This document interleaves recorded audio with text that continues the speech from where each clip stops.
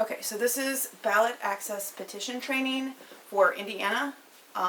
If you get any other training, like through Team Kennedy or some other place, this is not to replace that, but this is just like an additional resource that I feel covers a lot of the bases that you need to go out there and get started in case that other training doesn't come.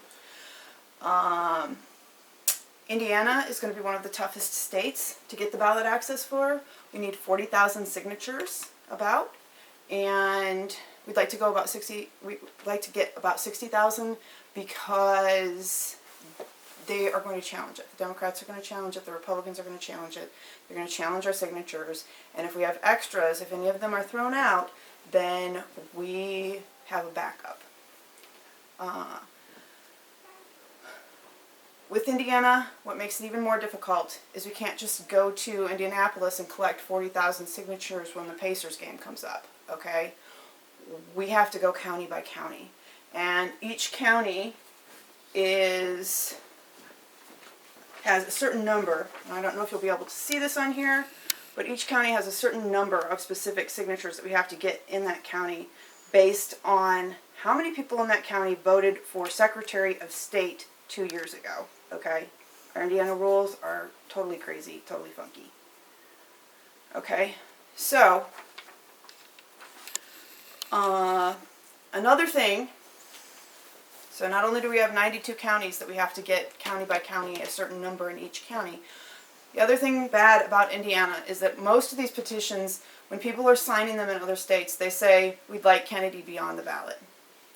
Our petition says we'd like Kennedy be on the ballot, but it also comes with a second promise, basically, or statement, that we would like to vote for him. So the person signing has to say they would like to vote for him and that they want his name on the ballot so that they can do so, basically. So in doing that, it makes our job a little harder. We can't lie about that. We have to be very upfront. And when we do that, though, one caveat is right now, how they feel right now. If they think they're going to vote for him right now, they can sign the petition.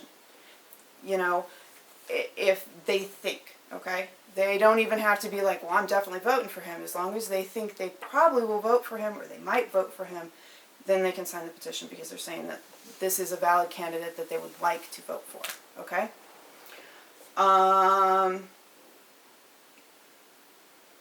This is the reason that even if the vice president is announced before, the vice president for Mr. Kennedy is announced before our primaries, we can't collect signatures during the primaries in this state because people going to the primaries in Indiana have to declare that they are Republican or Democrat or they're voting for a specific party, and so the only people that would be showing up to those are already voting for somebody else, so we can't collect outside. And in a lot of the training meetings they talk about that, but you can't do it in Indiana.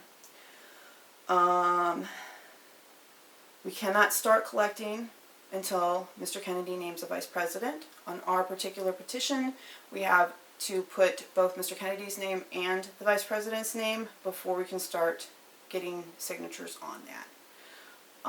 And he has not done that as of the date of the recording of this. That doesn't mean he won't do it tomorrow, or you might be watching this and he's already done it. So you just need to keep up on that. As soon as he does announce the vice president, we have until July 1st, and we really need to beat that date because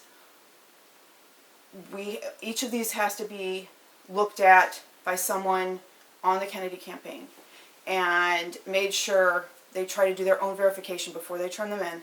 And then on top of that, my understanding for Indiana is that each one of these is going to have to be turned in person, basically, or maybe by a representative at each of the county clerks.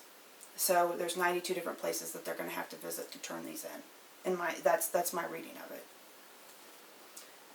So that's why we need to be done before then.